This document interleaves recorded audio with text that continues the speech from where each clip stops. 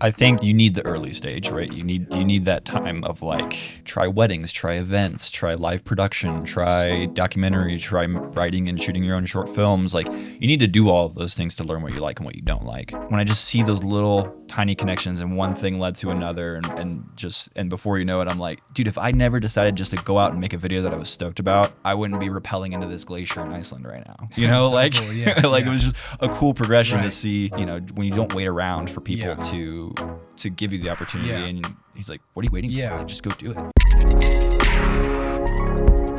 Josiah, welcome to the podcast, man. So I found you on Instagram, and then we had a mutual friend. I reached out. Here we are today. And I want to talk a little bit about your expertise when it comes to being a film director. What does it take to do that? What does it take to tell a good story? But first, I just want to get to know a little bit of your background or story. How did you get into the film industry? And then what led you down the path of being a film director? Okay, well, how I got into the film industry is I kind of fell ass backwards into it. I made my first video in probably 2008 when I was 14 years old. So I really do count that as the beginning of my process because about 16 years ago, because that's when I started learning. That's when I started understanding how to get different angles, how to edit, all those little things. So I was in Washington State for Christmas. My cousin and I were sledding. I got a Nikon L18 point and shoot $130 camera from Walmart that shot standard definition video. And I filmed me and my cousin sledding. Got home, asked my dad, how do I put all these clips together? And he was like, well, you can use Windows Movie Maker. Yeah. So it was a Walmart camera and Windows Movie Maker. But then I synced it up to some overly intense music, and I don't know. I liked the process of assembling that together. And then even like my uncle and my dad were kind of like, "Hey, you actually like cut that to time, and like you understood, you know, what shot should go first and what should go second." There was like an order and a structure to it. I think it fit intuitively into my brain because I grew up playing with Legos, and I likened Legos and video editing to be similar in a lot of ways. And I really enjoyed it. And so they just, you know, encouraged me. And then, you know, I played around with like stop motion for a little while and then started making videos with my friends in my neighborhood because I was homeschooled. So I didn't go to school. So I had to be my friends in my neighborhood. And then started making those dumb videos that only high schoolers think are funny and putting them on YouTube and thinking that, you know, you're going to get a bunch of views and you're stoked when you get like 275 views. You're like, let's go. And then was working at McDonald's, was working at a restaurant called Culver's. People outside of the Midwest may not know what Culver's is, but we got one here downtown. Oh yeah, everyone knows. Yeah, Culver's is the bomb. I mean, they're all over the country now. They bust them in from North Dakota to come, you know, come work here. That's what it seems like every time. It's like a time capsule of. Dude, it's an awesome. I mean, I like Culver's hamburgers. Started in Sauk City, Wisconsin. Let's talk about Culver's, guys. Yeah. Was doing that. This is in Texas, by the way. I grew up in Texas. Okay. And so they had clearly already spread around. Anyways, I was working there, picking up golf balls at a driving range, like several different, those odd jobs you have when you're in high school. Saved up enough money and finally bought a Canon 7D and like a few lenses and then like a camera slider. And I was absolutely addicted to the camera slider because who wasn't back in, what was it? I don't know, 2012 or something like that. And so, started with that. And then I started getting videos, got a little better, you know, because you have a DSLR now. Started making some videos for my dad's church because he's a pastor. And then people in the church started seeing some of the videos that I was doing. And then that snowballed and like they own businesses and they're like, hey, can you make a video for my website? So just that kind of snowball. And then in 2013, there was a summer job up in Estes Park, and I had kind of built up enough of a portfolio at that point. And the summer job was like working in a dude ranch, and families would come and visit and spend the week riding horses and swimming in the pool and going on hikes in Rocky Mountain National Park. And so I spent the summer like filming and taking photos of that. And then, that went great. Loved it. That's where I fell in love with the mountains, fell in love with Colorado. Went back to Texas, came back here the next summer. And I was determined. I was like, I'm going to stay in Colorado. I don't want to move. I mean, I'm 20 years old at this point, but I'm like, I'm moving to Colorado. I'm moving 1,000 miles away from home, getting out of my parents' house. I don't have a job. I don't have any money. I have no career prospects. Like, I'm just figuring this out as I go. Yeah. And then by that point, I had built up even a little bit more, halfway decent demo reel, as good as you can when you're 20 years old with the Canon 7D. And ended up getting connected with the creative director at Red Rocks Church here in Denver, and then worked there for 5 years. That was great because that actually got me small budgets. We had like Canon C300 Mark IIs and like actually like had a whole gear room and lighting packages. So that helped me kind of learn better about how to shoot, and I had a lot of creative freedom there. And then in Easter 2019, it was kind of finally time to step out of that because being in ministry, being in the church world it was good to grow. I say that was like my film school. Yeah.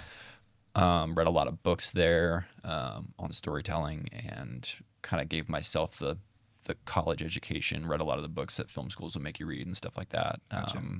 And yeah, so I just kind of say like I went to the film school of YouTube and failure, and just shot a bunch, made a bunch of terrible videos, made some good videos, and then stepped out. Freelance 2019.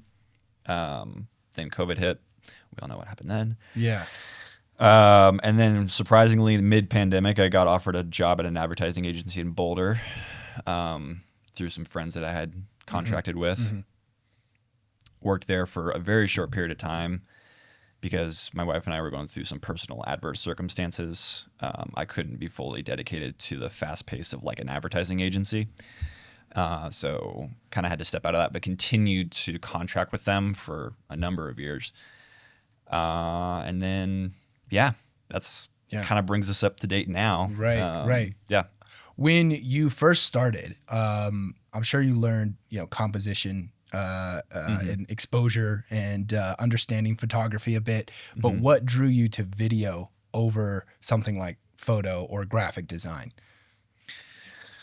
I just thought it was fun. I mean, one of the first videos that I made with my friends was like on that one of those little crappy like point and shoot cameras from Walmart. Was like us running across this like open field near our neighborhood, and like I keyframed this cutout of a Tyrannosaurus Rex chasing us and shooting laser vision, and there were like explosions. So there was just a lot more room to like play. Yeah. And I think it was just, I grew up like the youngest of 5 kids. And when you're the youngest, a lot of times like people are like, okay, like don't talk, don't, like, you kind of grow up to think that what you think and what you feel and what you have to say doesn't really matter. And no one really wants to listen to you because you're the just little the kid. runt of the family. Yeah, you're the kid, Yeah.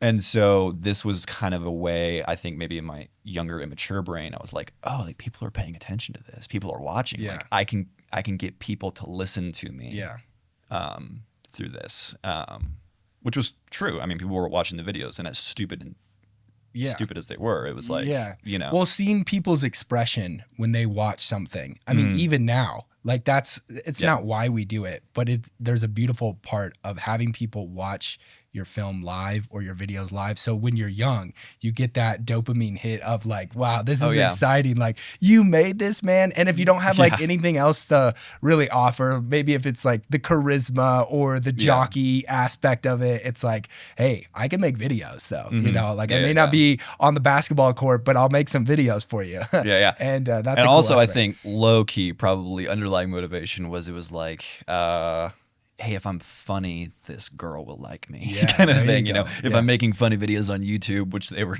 not. Looking back, they're only funny because they're so terrible. Yeah. But I think in my mind, I was like, hey, if I can be funny for whatever, then this. But I think at the end of the day, it's like that underlying human motive. Like you want to be loved, and you want people to like you, and you're a teenager and you're trying to figure out who you are, and you're seeking the admiration of a girl or your friends or whatever that might be, and so. I would be lying if I didn't say that those were definitely probably beginning motivations. Was just you want people to like you. You want people to listen to you. Right.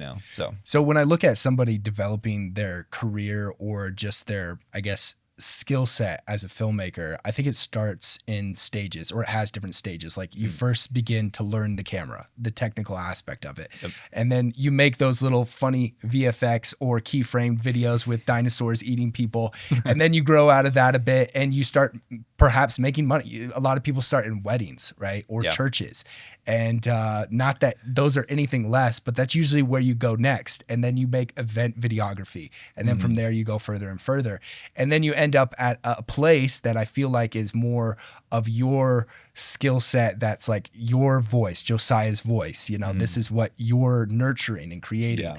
I started in 2016. I think I took a class in college about photography. I know I did, but I didn't really dabble in video until a little bit later in life, like in college. And I feel like I'm at the stage where I'm learning how important it is to develop your voice and to nurture that lane of like the direction, like the true north. Like this is where I want to go. But when you're starting, it's like, it's all fun. It's all great. And then, oh wait, now I got to make some money if I'm going to make this a full-time career. And then what sort of legacy do I want to live, or what do I want people to feel when I create something? So how do you feel like that is, I guess, important? And what do you think you're trying to do in finding that lane as a filmmaker? I think you need the early stage, right? You need that time of like, try weddings, try events, try live production, try documentary, try writing and shooting your own short films. Like you need to do all of those things to learn what you like and what you don't like. I think once you find that lane, I mean, it gets progressively more and more narrow, you know, which is good. It's like you want that to be like, what is actually the thing? And I feel like I'm honing in on it, on the like, you know, it took me a while before I was like, oh, I want to be a documentary filmmaker. I wrote and shot some short films that were not great. Like narrative pieces? Narrative pieces. Yeah. One was an attempt at being a comedy. One was an attempt at being a drama. It was just like not good. What's the major thing for you with that? Like working with actors, or? No, because I did 3.5 years in an acting studio here in Denver. Okay. And there's valuable lessons in learning the acting and the process. And a lot of those were like friends, really good actors in the studio that I was at. And so it wasn't like we were friends and they understood my motives and I understood their motives. I've had a couple of nightmare scenarios with actors, but it's not really worth spending time on that. Because actors are going to be actors. But most of my experience was pretty good with the actors because they were friends who were making stuff together. I think it was just, I don't know, maybe I just didn't, you know, I think that there's a lot of filmmakers that have a lot of good talent with working with actors and can express really authentic stories through a written script and a performance. The scripting is hard. Getting the dialogue, it can be so clunky when you first start out. Yeah, and it was worth doing though. Like knowing how to write a screenplay is helpful to know, and I do know how to do that, but can't say how well. But I know the formatting and like, how to do it. Your experience was enough to say no, thank you. It was enough to like.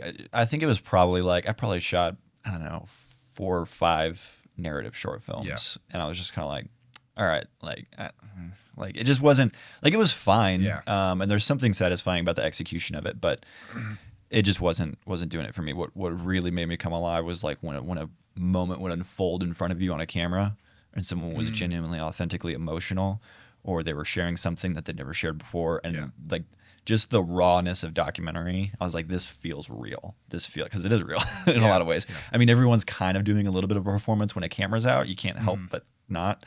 But it felt significantly more real. It felt more exciting. You know, I had a filmmaker guy that I talked with years ago. He said, you know, these are like narrative scripted films. It's like farming. You know, you go out, you plant your seed, you water it, you fertilize it, you let it grow, and then you harvest it, right? He's like, documentary is like hunting. And you get out there and you're in the woods and you don't know what you're going to get, you know? And I was like, dude, that's what I like. I like the hunt. I like not knowing what's going to happen, the unpredictability of it.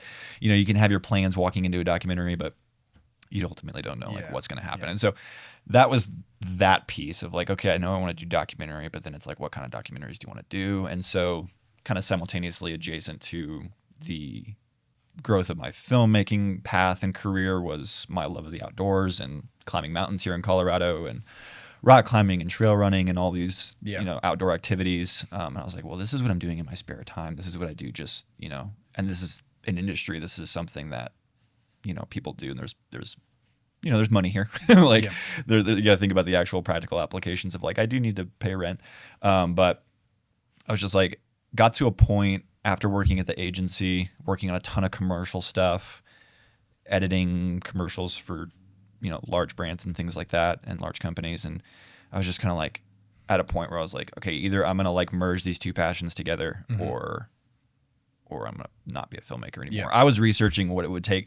I was literally looking into like, how long does it take to get your like mountain guiding certification? And what does it take to like, how much do park rangers make in a year? I mean, you were at your wit's end of looking for different options, but your love for outdoors kind of dictated that direction. I was like, I'm going into the outdoor industry one way or into the outdoor world one way or another. Whether it's as a filmmaker or I will spend the 3, 4, 5 years that it takes to get your mountain guiding certification or something like that and make that my career.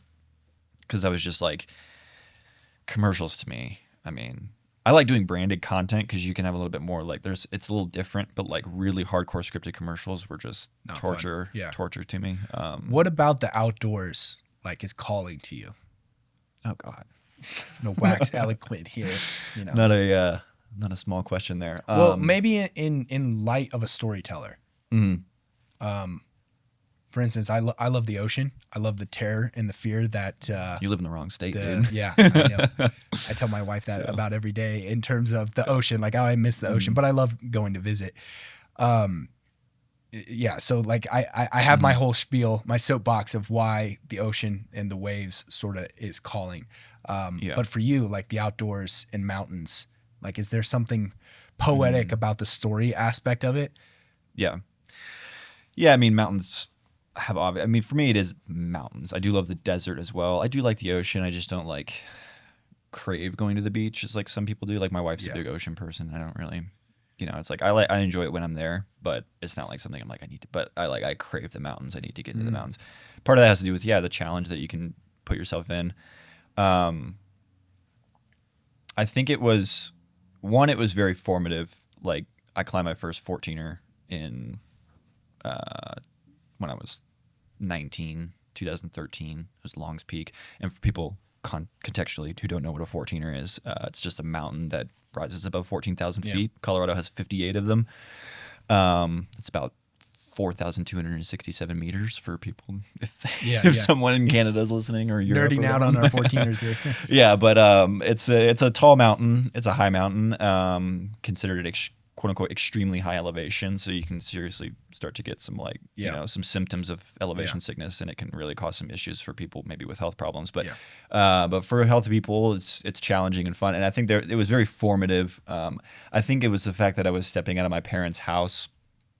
And I was like, it was the first time I was on my own, and I wasn't just on my own on a college campus, or I wasn't on my own on like just starting a new job in my town or anything like that. I was 1,000 miles away from home, in the wilderness, in the mountains. And it was kind of this place where I was going to figure out who I really was. And the mountains played a crucial role in that, in developing who I was as a person. I could probably go on for hours and hours on what specifically, but I think I'd written something. I was working on a demo reel that never actually like panned out the way that I wanted it to, but I'd written down kind of sort of this, I don't know, philosophical. It was going to be, I was going to do a VO. I was going to hire a voiceover artist, have a bunch of cool outdoorsy shots, and kind of put together my demo reel with like a little bit of like an ethos voiceover behind it. And one of the lines that I wrote in there that I felt like really well expressed what I feel about the outdoors was, it's not just a search for what we haven't seen, but for who we haven't become. So it's the reason people explore, the reason people not necessarily literally explore, because like every track of the globe has been explored nowadays, right? But it's more about this, like it is an internal exploration of like we're looking to figure out what, like everyone wants to spend their life figuring out what they're made of. And whether there's never a camera, I don't take a single iPhone photo and I'm going out to go climb a mountain or going out on a long trail run or something like that. it may not be the exploration. It's an established trail. I'm not exploring. Like it's like people have been there. I can look up research on how to get to where I'm going, and people have climbed that mountain before and all that kind of stuff. Yeah. But for me, it's an exploration of like yourself. Right. Exactly. It's like what am I made of? Like, Yeah. what am I capable of? And I Yeah. think people want to spend their lives trying to figure that out, or at least Yeah. I think maybe people who some people don't. You know, Right. some people are pretty complacent, but I think a lot of people want an adventure. They want to figure out what this life's all about. They want to figure out what they're made of. And the mountain is obviously a metaphor in a lot of Yeah. all throughout history. Yeah. Mountains are Culture, metaphor. literature, everywhere. It's Right. Yeah. But also it very tangibly, to me, is a very tangible reality of Yeah. like, no, this is literally where I'm actually figuring out where I'm made of. This is like where I'm Yeah. clinging onto a cliff, and if the only thing keeping me here on this final crux wall up to the summit is, Yeah. there's 2,000 feet below me, and if I make a mistake, I fall and I die. Right. So So why I think that's so important is because that dictates what kind of stories you're going to tell. Mm-hmm. Maybe not every single story that a client comes to you with, but because you got to pay the bills, but ones that you're interested in. And I think that's important for the audience to know is over time, as you're developing that craft and that skill, and people are paying for you, paying to hire you for whatever reason.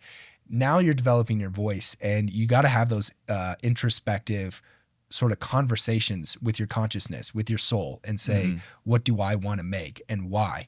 But having something that you're so connected with, like nature or the outdoors, but it's not just a walk on some nature trail that's flat and with trees. I mean, there is that, but then there's the aspect for you with the challenge, with the edge, with it's not like adrenaline seeking per se, like it's not like a Red Bull commercial or a Red Bull documentary, but there's like a poetic nature to pursuit of the adventure, the journey, the obstacle.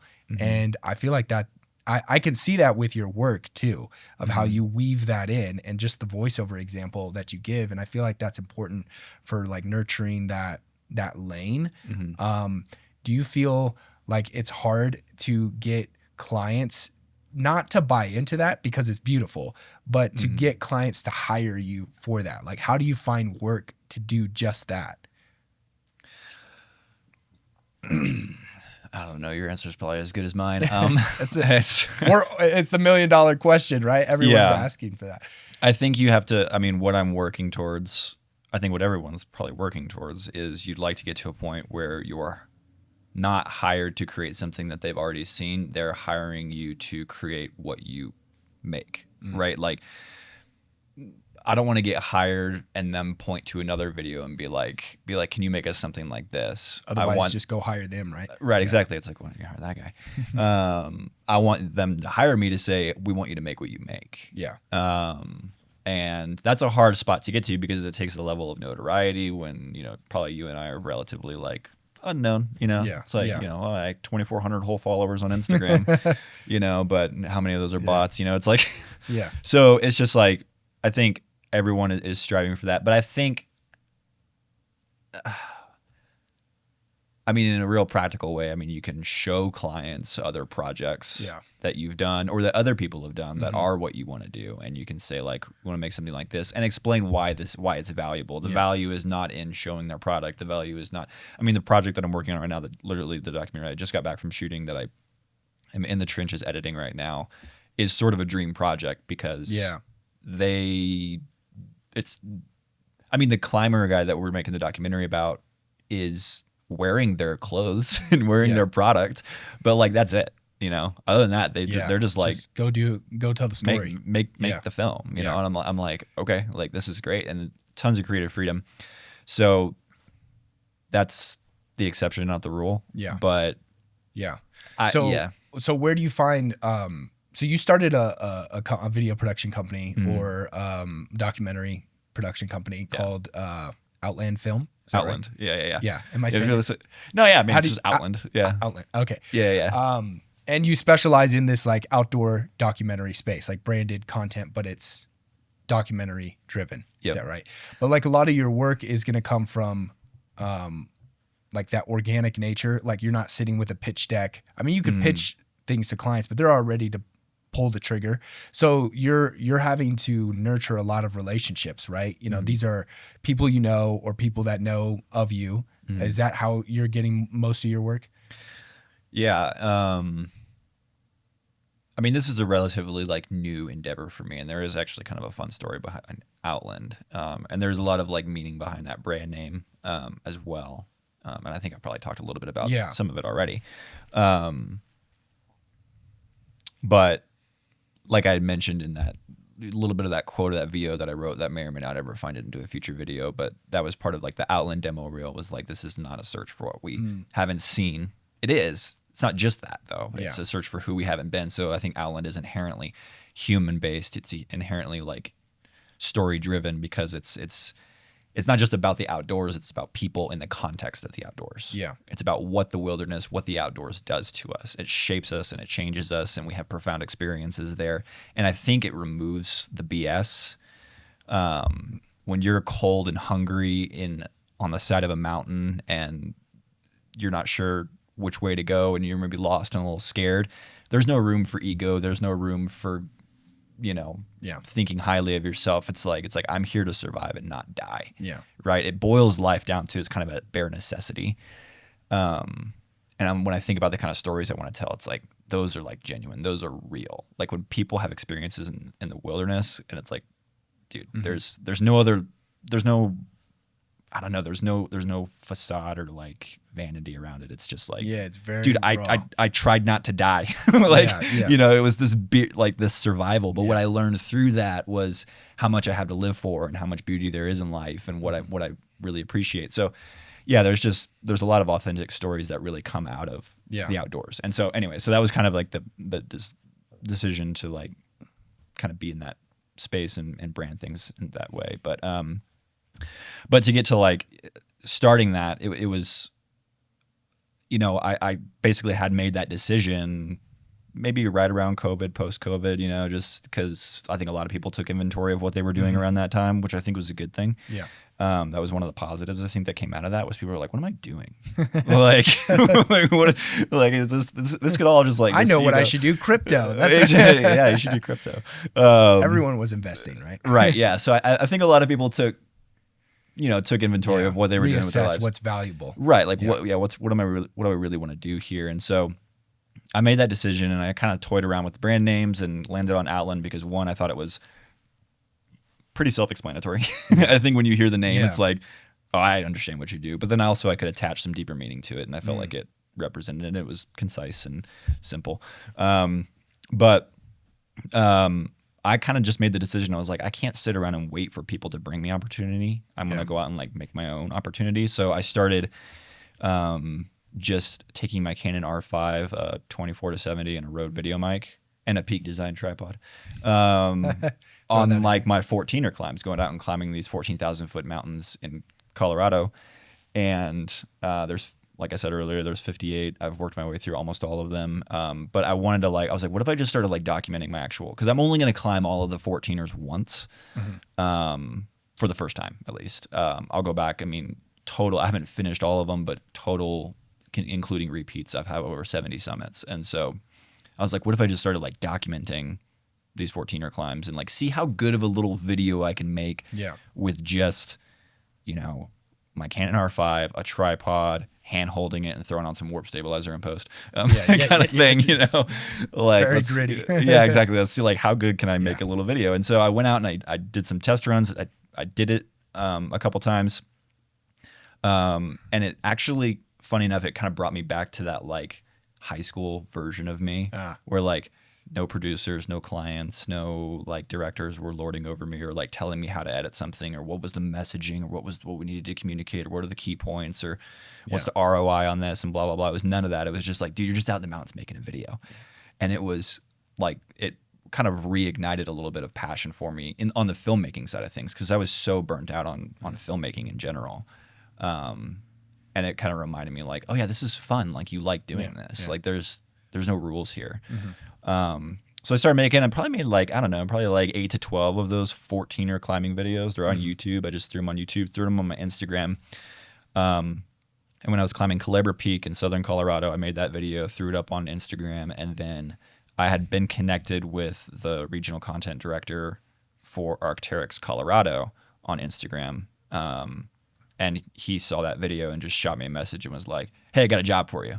And I was like, "All right, let's see what happens." You know, like, okay. Like, and we had conversations before I'd met him and talked to him and like and stuff like that. I knew he was a homie. He was like super chill guy. And so I was like, "Yeah, cool, dude. Like, let me know what's going on." And he was like, "My friends are they're ultra runners and they're gonna run from their apartment in Boulder to the summit of Longs Peak and back." And I was like, for people that don't know, that's about 113 miles with 18,000 feet of elevation gain to the top of a 14,000 foot mountain, it being the midway point. And I was like, well, that's nuts. I was like, okay, let's see what happens. And so there wasn't a lot of budget. They covered the costs of shooting it, but I didn't get paid anything. And there was really not a lot of pre-production. I only had time to like kind of figure out some of the logistics of like, how do we leapfrog them in this camper van and how do we like follow them along the journey? Where can we film them? Who can I bring into like, you know, who do I know that's, you know, athletic enough and outdoorsy enough to like come on this and stay awake for 48 hours straight while they're running this whole thing, you know? So anyway, we went out and shot it and, you know, again, there weren't a lot of like rules or restrictions because it wasn't for like Arc'teryx Global. It was for like a regional, like, you know, it was for Arc'teryx Colorado. And so I was like, okay, cool, whatever. Like I had a lot of creative freedom. We went out and shot this ultra running doc. They ended up being successful. They made it to the summit of Longs Peak, made it back to their apartment, which was nuts. That is crazy. And that's not even the longest thing they've done, dude. They're crazy. They've actually become really good friends. I've like climbed some mountains with them now and stuff.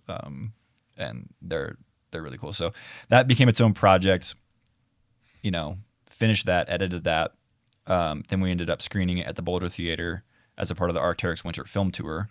They wanted to like insert a local film because they travel around the country and do these screenings. Like mostly ski films, mostly winter stuff. Yeah.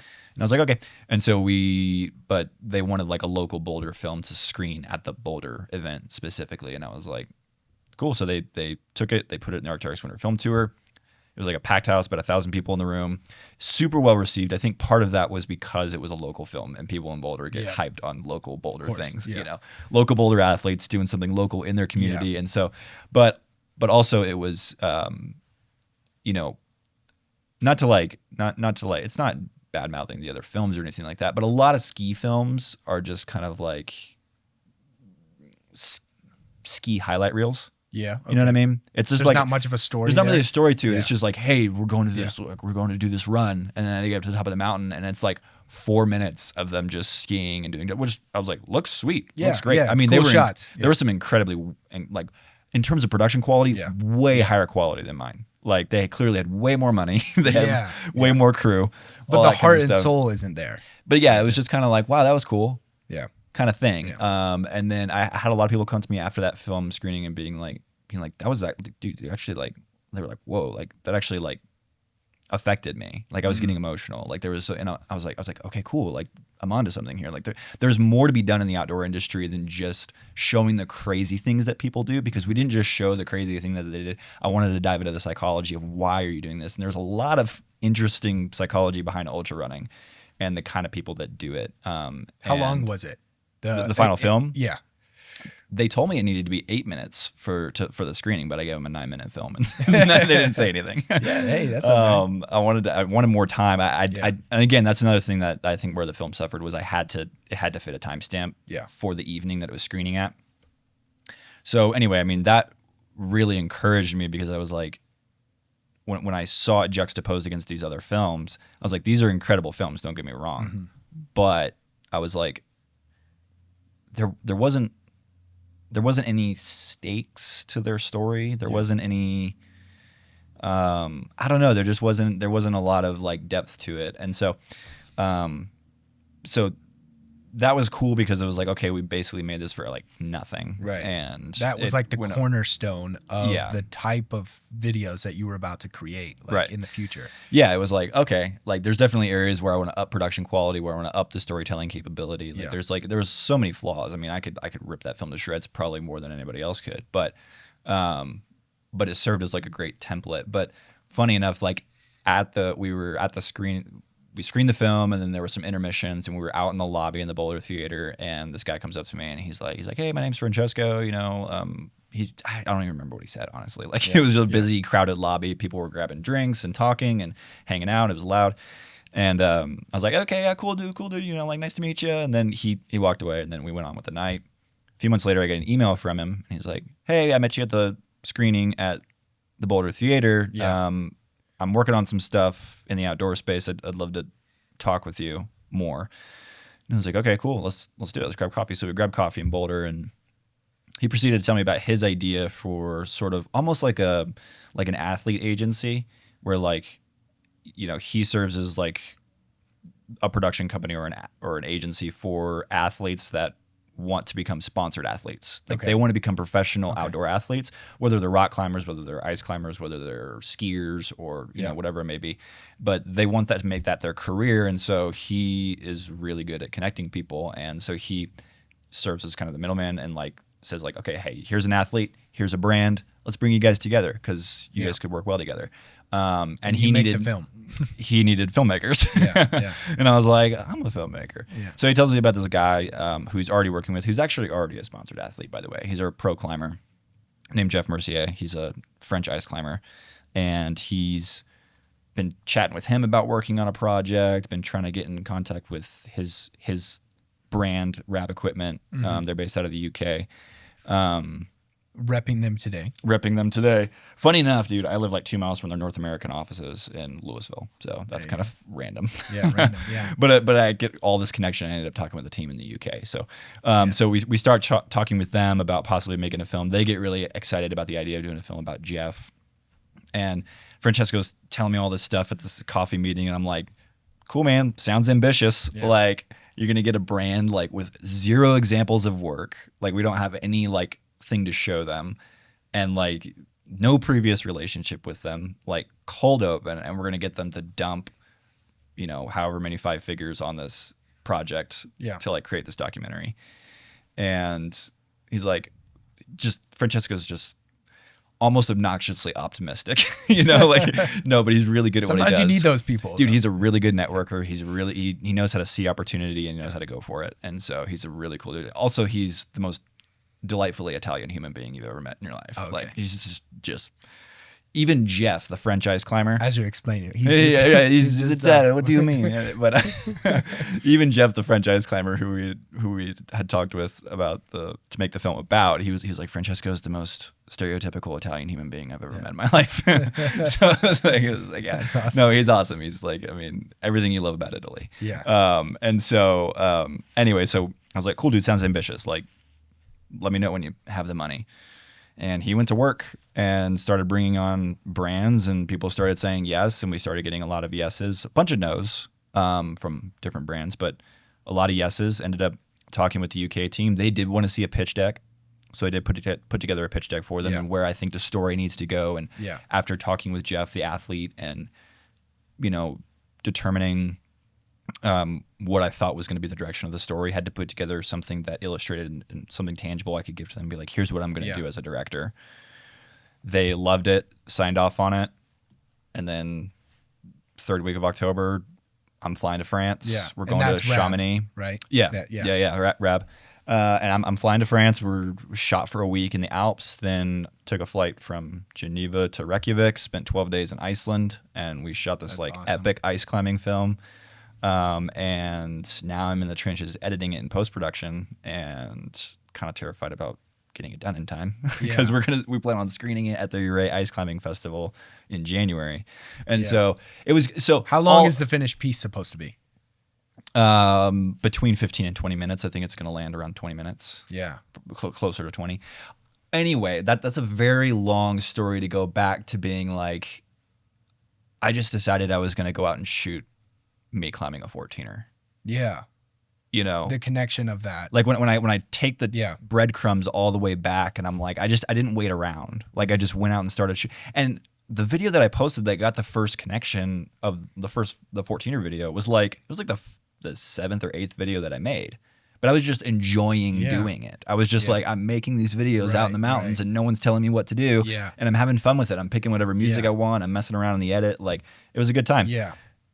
And like, when I just see those little tiny connections and one thing led to another and before you know it, I'm like, dude, if I never decided just to go out and make a video that I was stoked about, I wouldn't be rappelling into this glacier in Iceland right now. You know, So like, cool. it was just a cool progression to Right. see, you know, what I believe what God did and like what, you know, when you don't wait around for people to give you the opportunity and he's like, what are you waiting for? Like, just go do it. It's interesting. It's like this dichotomy of you need to wait. You need to have the patience, but you don't want to force anything at the same time.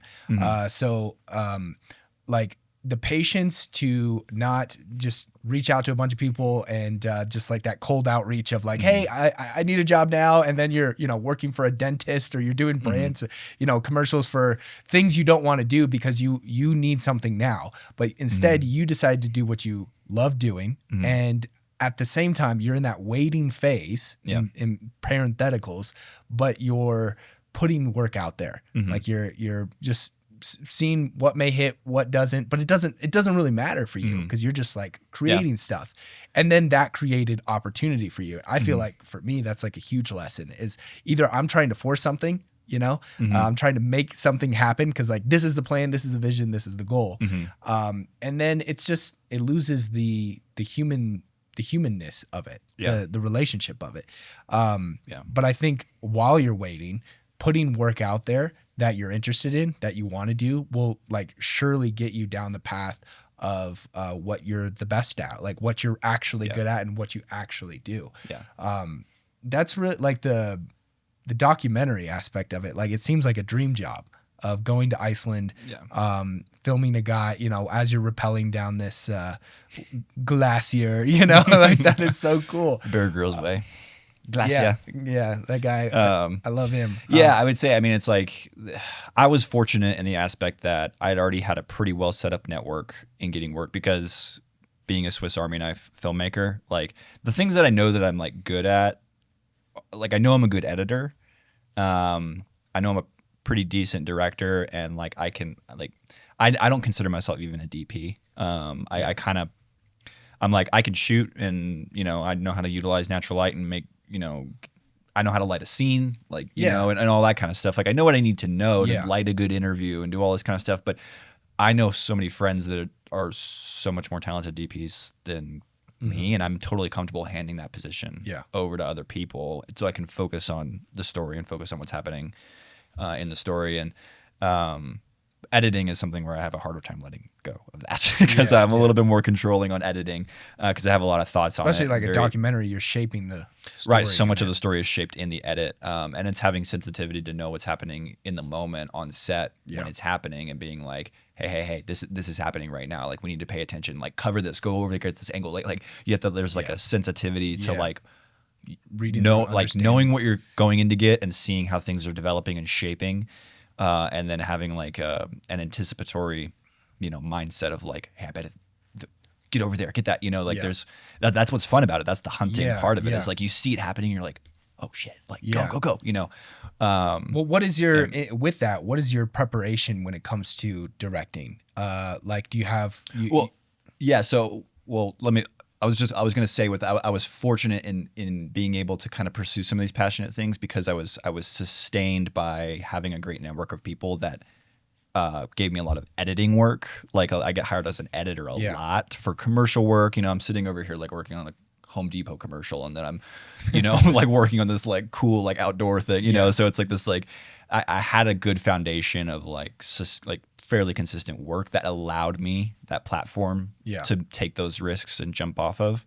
So anyway, sorry, I just wanted to conclude that thought. But what were you so in other words, you're still. I think that's important though, is because like every time you see someone on Instagram, and we all have different people we follow, but it almost seems like every single person who's a filmmaker that we follow is posting like these amazing projects, or just like, wow, that seems cool. Why can't I get work like that? But I don't think what they understand is they're only posting the things they want you to know, you know, or they want, and that's fine. Like, I don't think there's any dishonesty there. It's more of, I'm only going to share things that I'm proud of or I want to share. So meanwhile, you're making the Home Depot commercial. You may post a still or two from that, of like, hey, that was cool to work with that. No, see, but I think but you're only going to share things that you're wildly passionate about. And so I think that encourages us to know that, get in the trenches, work hard with the projects that you're not like super passionate about, so you can go do the other exciting projects. But yeah, jumping back to the preparation aspect of it. Because documentaries, with a feature or a narrative film, you have a script, and those are your blueprints. You have actors, you have rehearsal, it's a lot more dictated, and then there's room for creativity. But when it comes to a documentary, there's like a wide open slate of possibility. I'm wondering how you navigate all of that. Like, what's your approach to the preparation and then getting down to the shoot? Well, it certainly has to start with like talking to the subject or the person that you're making the documentary about. You have to understand their story, and this is where I think, having done, spending 3 years in acting class, actually plays a part. You would think that acting, documentary, vastly different. Like, they don't coexist, right? It's like you're talking about actors and the real world things, right?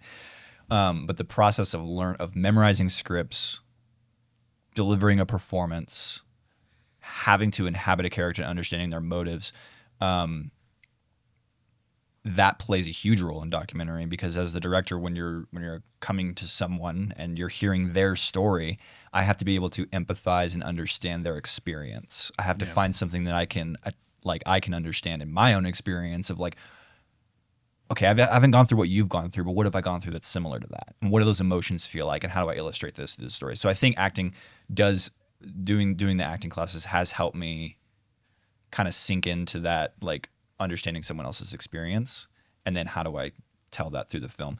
But on a more practical level, in terms of like the actual preparation, it is, yes, having Zoom calls or in-person meetings with that person. And then it is understanding the story aspect. And yeah, you can start with like a 5-act story structure, and be like, okay, like what was their normal world? What was their inciting incident? What was the progressive complication? What's the climax? What's the resolution? That's a good scaffolding to start with. But it's the most simplistic form of storytelling in my mind. Like, I think it's like, yes, you can understand 5-point story structure, or you can do it in 3 acts, or you can do it all these different modes and methods. And it's like, yeah, and in some way your story is going to include those elements regardless. But the more that I've done it, and the more, especially projects that I've edited, because you get really into the nitty gritty of the storytelling in the edit. It's the third and final writing of the film, whether it's a documentary or a narrative piece. The thing that I've kind of gotten to the point with is, I was like, dude, I think the only rule is just be interesting. Like, the only rule is just be interesting. Yeah. It's like, you do need these points of like what, but like if the entire film is interesting and it's entertaining, then you've done your job. And so it's not like I discredit like, the act structure or 5-point story structure or any of those, pretty simplistic, straightforward approaches. But it's like, yeah, you can do all of those things too. But if they're not interesting, then it doesn't matter. Right. You know what I mean? Right. And so, so just constantly trying to think of ways in the pre-pro of like what's interesting, what's going to be a fun, like, I thought there was some really cool in this documentary, like visual juxtaposition of this guy that's like from France, and we're going to do like a cold open down in this like crevasse in the glacier, like 200 feet down in this like trench of ice, and like we're gonna see him rappelling in, and then we're gonna see and then like what are we gonna cut to after that? Like we're gonna cut to like the streets of France, like these two vastly different things. Like that's an interesting juxtaposition. It jumps out and goes to the thing, and it's like, oh, where are we now? What's going on? But then I'm also gonna utilize that to provide some exposition to the audience. And so I had all these ideas going into the documentary. Some of them happened and some of them didn't. That's documentary. That's the way it goes. But yeah, I think it's like preparation is understanding their story, understanding, and then thinking about what it is that they do and what opportunities you're going to have and what you're going to film. And then also on set, it's being assertive to like try to make those things happen. But what really helped me was, the client did want a pitch deck. And so that actually kind of forced me to like outline, here's what I'm going to do in the story, I don't think pitch decks are necessarily just for the client. I think a lot of times they're for us too, for us to synthesize our thoughts and put it on paper and be like, here's what I'm going to go for. It gives us a target to aim at least for documentary. And so you need that target to aim at. And then, it was a long period of time of writing questions because we interviewed like 5 to 6 people in this documentary. Yeah. So it was a lot of like, I had to write individualized questions for each person and what I was trying to get at them and what part did that character play and who were they serving in this, like what did they serve in the story? So there's a lot of like just writing and kind of that typical stuff that anyone who's shot a documentary knows about. What about the parts where you're working with your main character, your protagonist? What was his name? The ice Jeff. climber. Jeff. If you're working with him, Jeff from France, I love that. Jeff Mercier. Jeff from France. If you're working with him and you're shooting a scene that's not something that he's used to, like ice climbing. You're not doing that. He's at his house and you want him to look through old photos or play with his kids or have a glass of wine with his wife or whatever it is. What is your direction with that? Because I always feel like those mundane sort of boring moments, or do you approach it with like, we're not going to do anything that you wouldn't normally do, which there's that, not for, because you want to be honest, but I'm curious your approach to directing someone when they're just doing the mundane kind of task, or is there any like creative tactics that you approach the conversation with some of those characters? I think there's only so much you can do for some people. I think some people are just awkward in front of camera. How do you want me to pick this up? What do you want me to do? Some people are really natural in front of camera. Jeff, fortunately, is very natural in front of the camera. He understood what we were doing. He understood we were there to make a film. He's been in some smaller other films in the past. Okay. So he gets it. And so that was easy. So I was just like, hey, we're going to run back to your house. I need to get you like packing some of your stuff for the trip, you know? And then, hey, we need to, you know, go to your place of work because he's a search and rescuer as well. He works for the gendarmerie in France, which is like search and rescue basically in the mountains.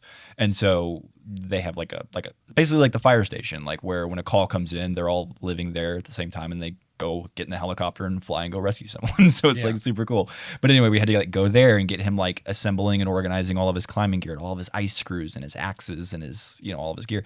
So we filmed all those things and he just like, he fortunately was super natural in front of the camera. He knows what he's doing. Yeah. And so, that's, again, when it comes to this project, a lot of things are uncommon, how awesome they were.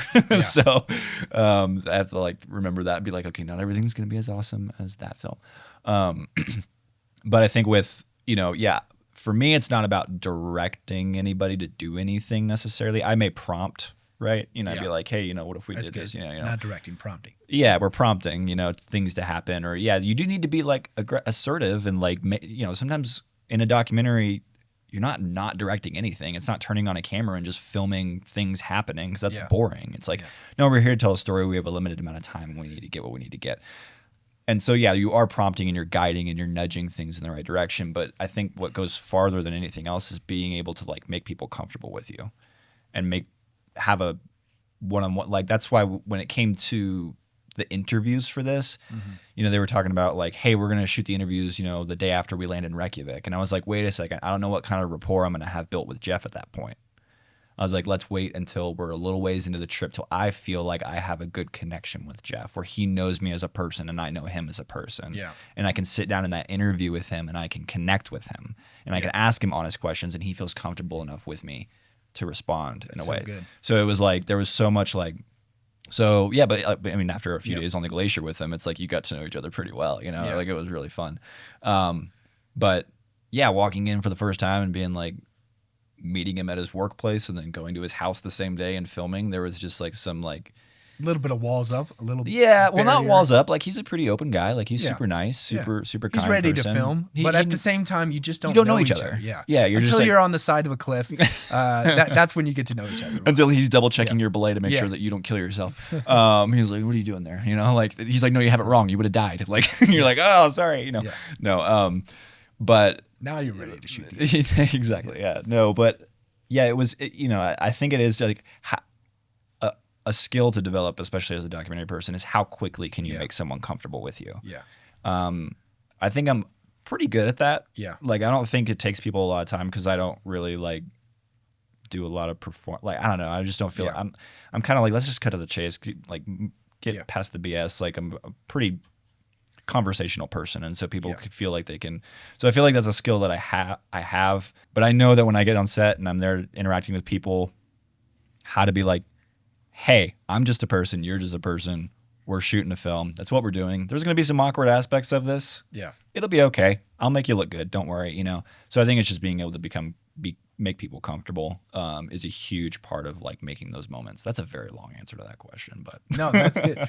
Well, there's a lot of people, I don't know, that are growing right now, that are in that stage of like, I want to do what you do, but they're usually that one-man band. And I've done this too, where you're out there, if you're directing and filming, it's so hard, at least the way my brain works, I can get very laser focused on certain things. So it's hard to have the human nature.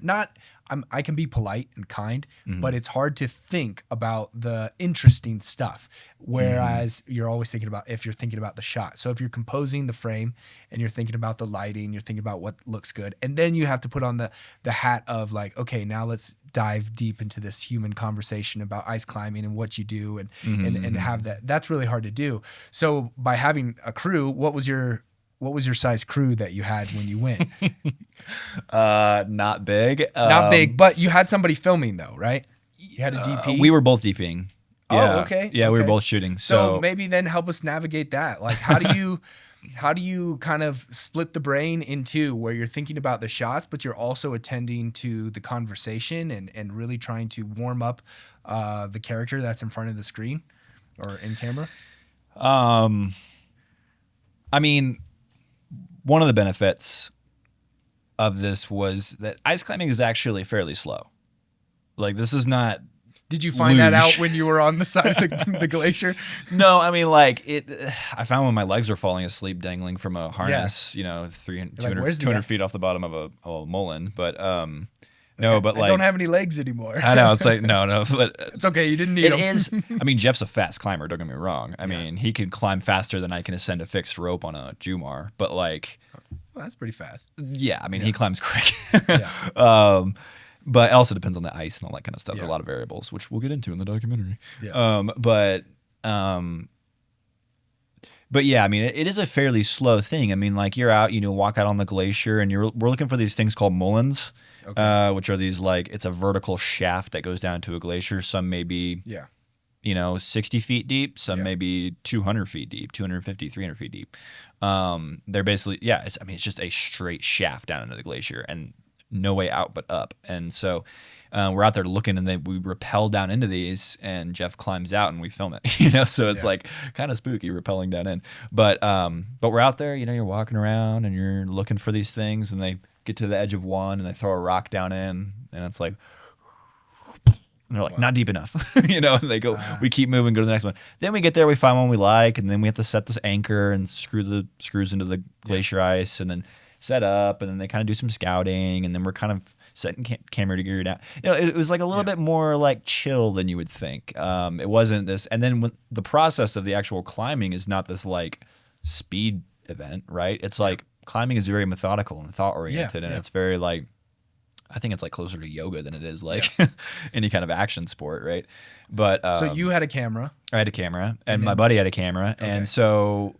Yeah, I mean, it would be and like. How are you recording sound on that? I'm sure you're laved up, and you have like a. I didn't do a lav. No, or you have just a shotgun mic on your camera or something like that. Yeah, we had. I mean, I rented. What are they? The Sennheiser 8060s. Yeah. Like the really nice ones, and we had those on the camera, and that's really all we ran with because like. Dude, like ice climber, like laving an ice climber with how many layers they have on and like a vest, like it's like that audio is not going to be usable. Yeah. I'm sorry, it's just not. Like, I mean, it's going to be irreversible. So, but like, I mean, it was a lot slower paced than you would think. And after the first day of shooting, it felt like a mad dash. I was like, oh God, like how are we going to like? After we got our feet wet with actually filming ice climbing for the first time, on day one. I was like, okay, we went back to the Airbnb, and I was like, here's what we need to do. Like, I have a process for this now. Yeah. We're going to show up.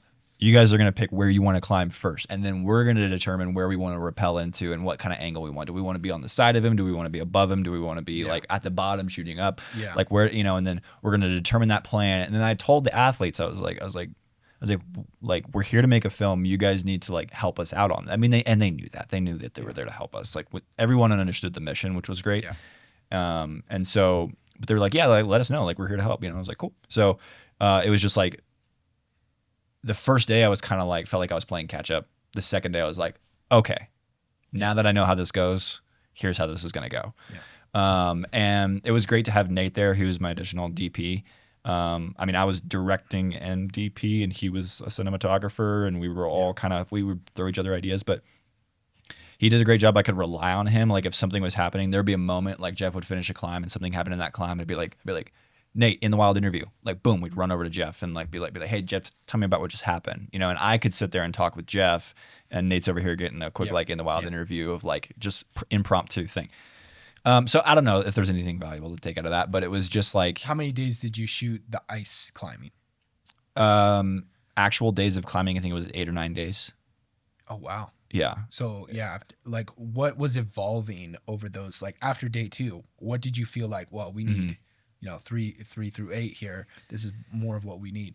The first 4 days, I had no clue where the story was going to go. Okay. Like I was like, we'll be able to talk broadly about ice climbing and why ice climbing is challenging, but there's not anything in particular happening on this trip that's all that difficult. Yeah. And that was until day 5 when we went to the ice cave, and Jeff climbs upside down on ice in ice caves, which, if people who don't know, that no one does that. Okay. I mean, some people do it. They'll go prior with a power drill and they'll drill holes and create the route, and then they'll go climb it and put their ice axes into the ice and climb it. That's crazy.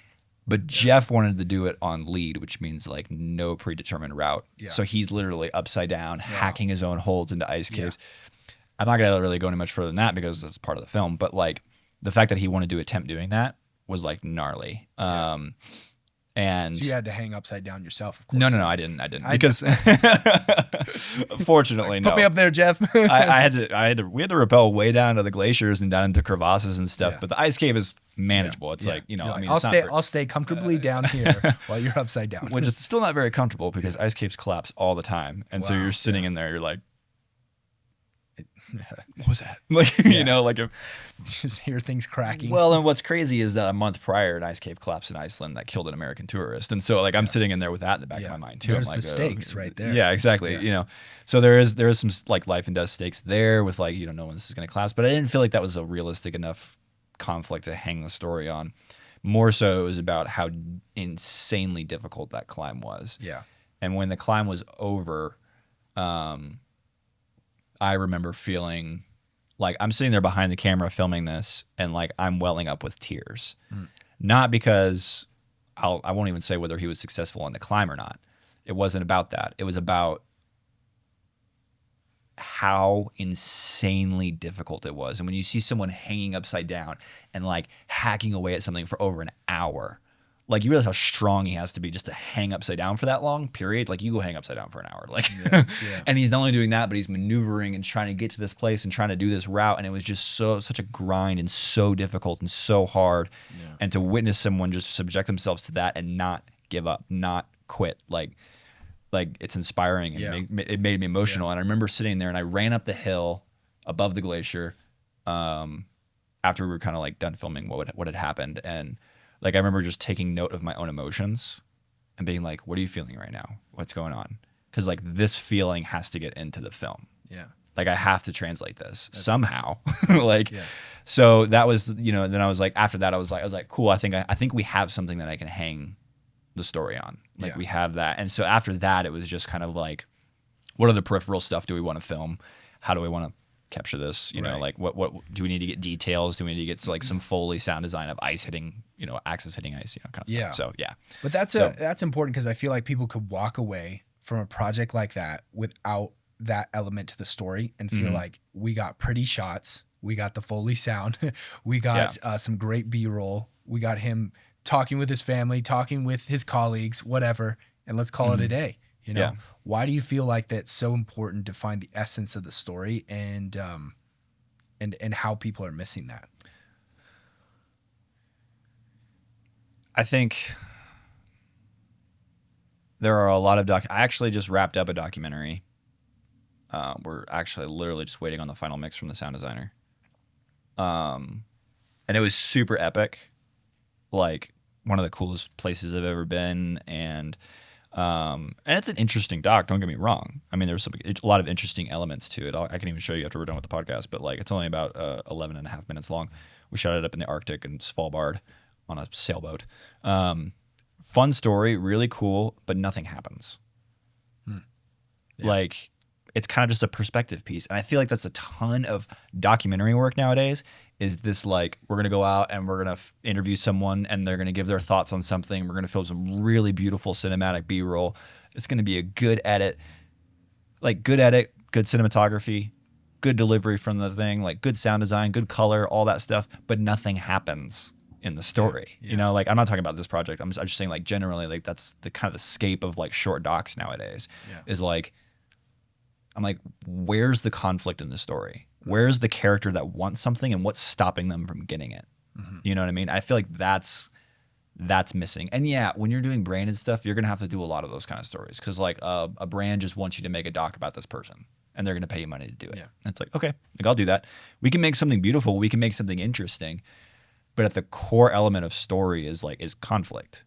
If like Robert McKee says in Story, which is like the Bible of storytelling, he's like, no conflict, no story. If there's not a conflict, it's not a story. It's just a series of events of things that happened. Yeah. Story is defined by conflict. It is defined by a character desiring something and something stopping them from getting it.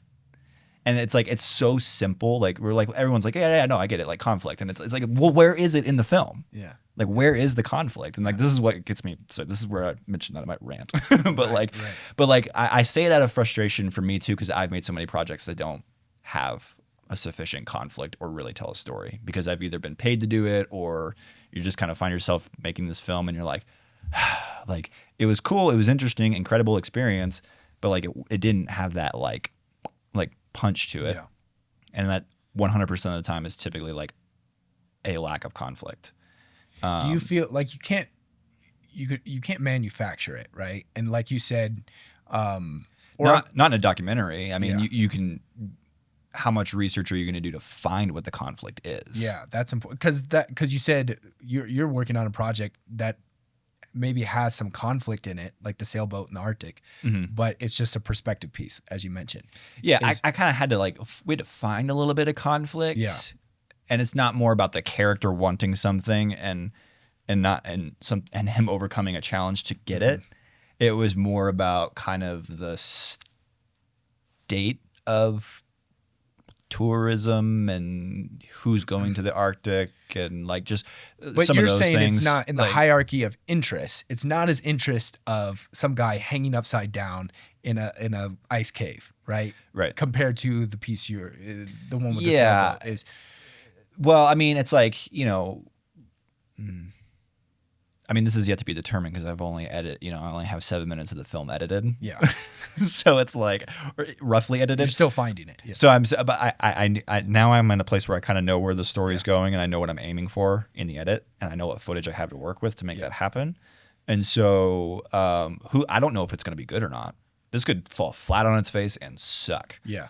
But at least I'm like, but like I went out with the intention and went to Iceland with the intention of like, okay, I have some ideas of pre-production of what this conflict is going to be. And then I went there and as I got to chat with the people more and chat with Jeff more and see what was going on and try to shoot for that and find that. Yeah. And then it's like, and then once you have your footage and getting into the edit, you're like, how do I actually construct this into a conflict? And how does the character go out on a mission to achieve something? What's stopping them from getting it? And what are the things they do to overcome that challenge in order to obtain their goal?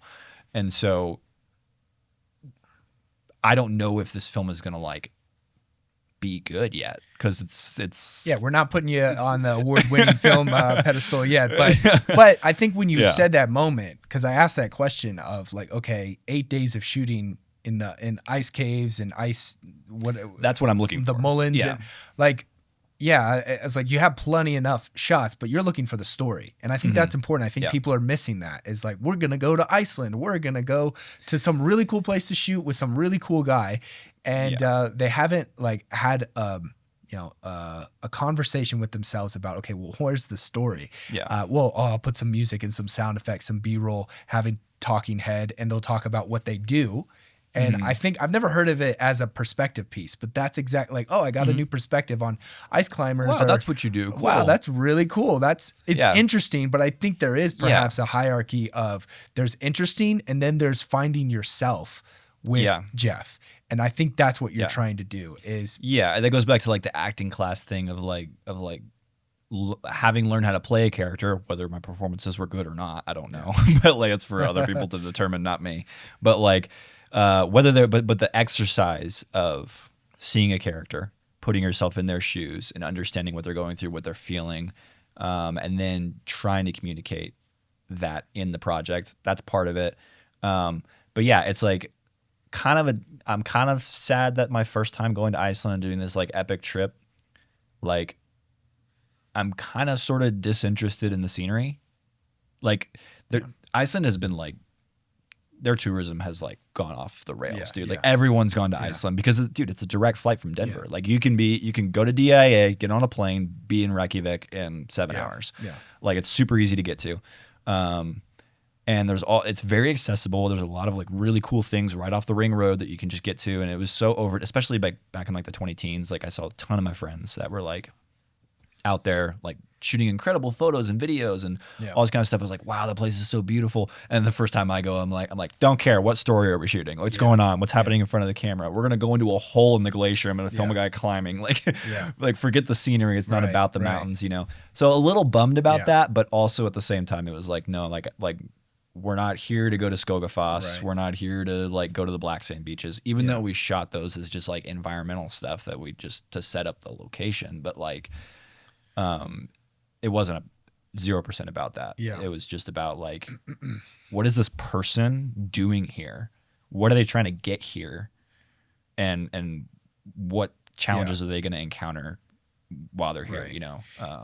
No, I feel like there's a broader subject matter here, and that is in light of AI and technology. It's like, oh no, the taboo. We're talking about AI. Like that really is. You're talking about opposition. You think of like AI and potentially taking over narrative filmmaking, which is speculative at best, right? I think commercials are screwed. Commercials, yeah. but that's the point. Like, why do people create commercials? Is because they want to sell something. Right. And if it doesn't work, then they're not going to do it. And what I'm curious about is, do you feel like documentaries, like, will there be a clear like cut? You know, okay, you have the AI created commercials, and then you have this human made, authentic, you know, raw, gritty story. And do you feel like that's going to be more, I'm not going to use the word trendy, but interesting for people because they want to connect with who they are deep down. And the more AI, and I mean, that word is so tossed so much around now, you know, it's like AI this, AI that. But what I mean is like the more we drive down a technology path that reduces sort of the human authenticity, do you feel like stories like this are going to be more potent and important? I think there's always going to be a market for humans wanting things made by humans. Yeah. Like, I think there will always be room for Martin Scorsese's and Christopher Nolan's to make their films. People are going to want to go, will it become more of a novelty to be like, a human made this film? You know, like, I don't know. I think documentary is a little bit more protected from AI because I 100% know that there will always be an appetite for real people watching real things happen to real people. You know what I mean? Yeah. Like, AI can't make a documentary because of the very fact that AI made it makes it not a documentary. Yeah. you know? Yeah. Now, yeah, I'm sure AI is going to make plenty of creative and interesting films. We'll probably watch them in our lifetime and be like, oh my gosh, that was incredible. Right? No doubt. But I think there's degrees to it. I think maybe documentary might be the safest out of any of them. Because, yeah, there's just no substitute for reality. The safest bet on inspiring people, getting people to watch just the safest bet in terms of your career not being taken by a robot. Oh, I see. Yeah, But yeah. but I mean, here's the thing: is like, I think in terms of storytelling, like, I think we'll be pretty shocked. Like, I mean, you look at AI video from 2 years ago. Yeah. Like, there's that one of like Shaq like eating hamburgers or something like that, and it's really weird and trippy and terrible and not good. But you look at AI video now, and they're being integrated into like Adobe stock or whatever like that. You can just type a prompt, and it's like pretty good. Yeah. So in just 2 years, it got really good, and then it's not going to be a long time before AI is going to be able to understand formulas and different ways to write stories. And they're going to write some stories that AI is going to write some stories that's going to be really good. Like, we're going to be like, wow, that was nuanced. That was human. That was beautiful. 100% believe that that's going to happen. And you don't feel like people will like that's.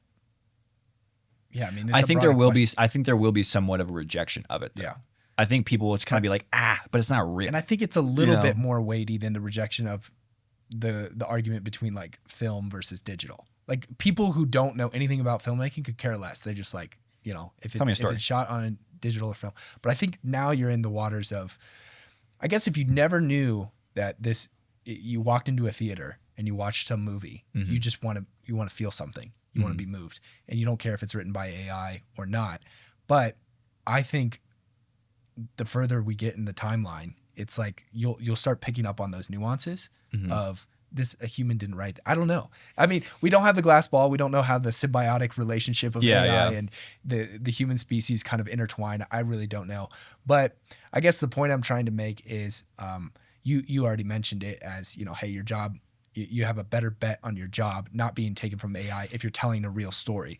But I also think, I wonder if it will be something more valuable because there's a scarcity of things that are human made, or even just more valuable in general, because we want human stories and not just AI crafted version of it. Because people wanting to go outdoors, like if we talked like 200 years ago, like, oh, you like, if I was sitting here and I was like, a gold miner or something, like, Josiah, you like to climb mountains? Like, why do I just go get gold from mountain? Or like the idea of like being one with nature, or not that you're doing that, but more of the concept of just going out and getting a fresh breath of air and adventure seeking, and like, what do you like it? The connection there is a little off. So perhaps the more we get to VR and technology, that will crave things that the nostalgia of being human, like the human spirit. Yeah. I don't know if you have any comments about that or feeling of where things might go. I just wonder if it's going to go the route of like the way that there's a market for like handcrafted furniture or handcrafted goods, or like anything made by a person. Like, you can go to Iceland, for instance, and you can get one of those Icelandic sweaters, right? And you can get one that was made by a machine and it costs $55. Or you can spend $400 and get a handmade, authentic Icelandic style sweater, turtleneck thing, whatever. Yeah. And it's like, people are always going to want the handmade one. But then it's going to become a matter of like the market and like who's willing to pay how much for what. Yeah. I think that's probably just the way it's going to go. Yeah. There will always be a market for it. You'll need to be good, and you're going to need to find the clients that are willing to pay the price for it. Yeah. So we kind of have a template for it. I wonder if brands will focus on that.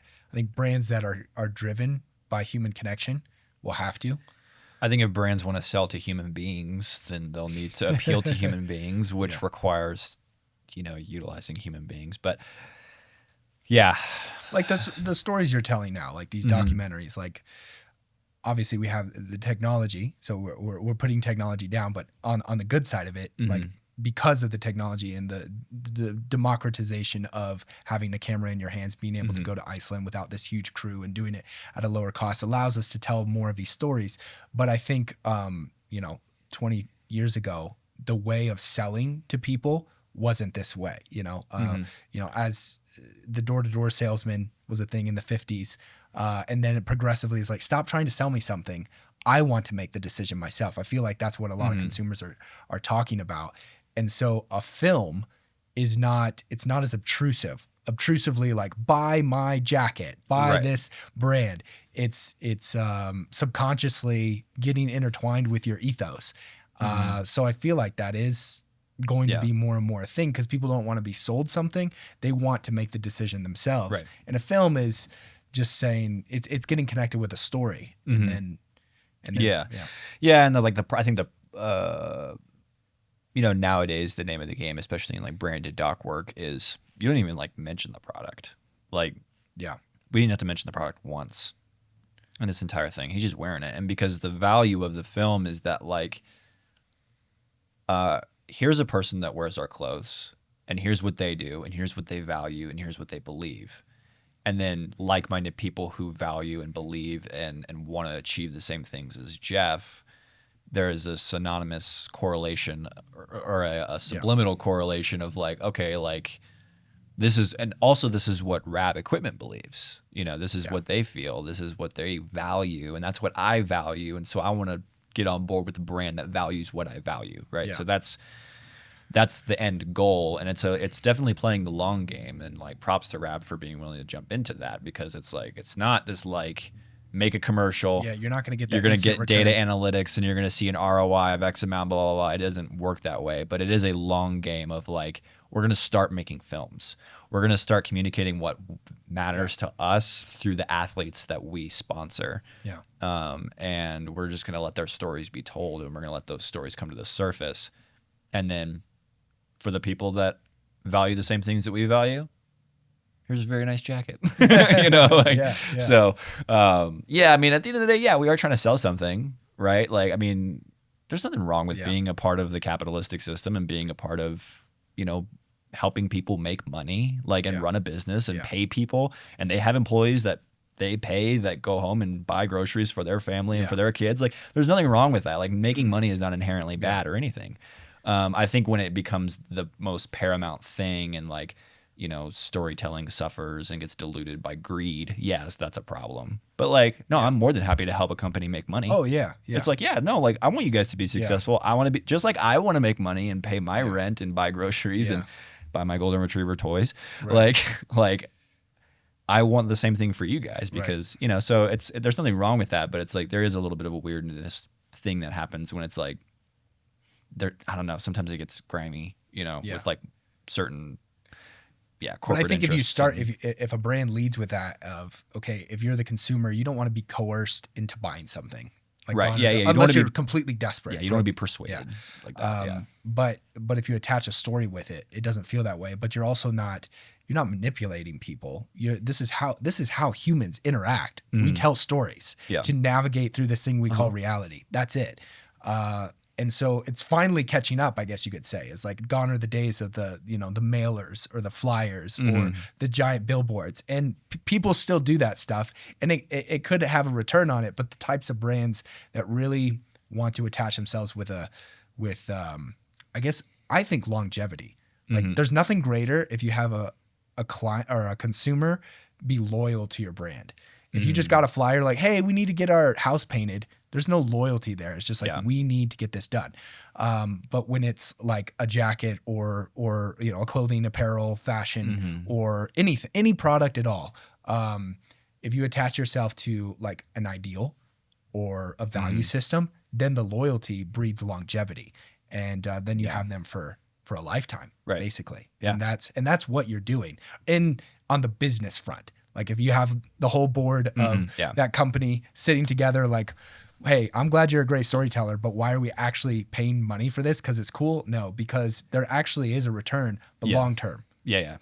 It's not this like, it's not a commercial. And you know, there are like some like brand film things that I want to pitch around to them. And like there's some shorter pieces that I think could be really fun, more stylistic kind of shoots that we could do. It's always fun to flex those muscles. I don't want to always pigeonhole myself into being only documentary. It's like that's pretty hard to make a living. Like I need to take on other projects to sustain myself for sure. But yeah, there's some ideas of like, you know, I like these kind of like branded, just, you know, shorter brand films where you can write a voiceover and you can choreograph a scene, not with like an actor, but with like a talent or like a model or an athlete or something like that, and kind of tell a cool visually impressive story that but those aren't all that common. But branded docs are really rising in popularity, and I think there's probably always going to be a market for those. Yeah.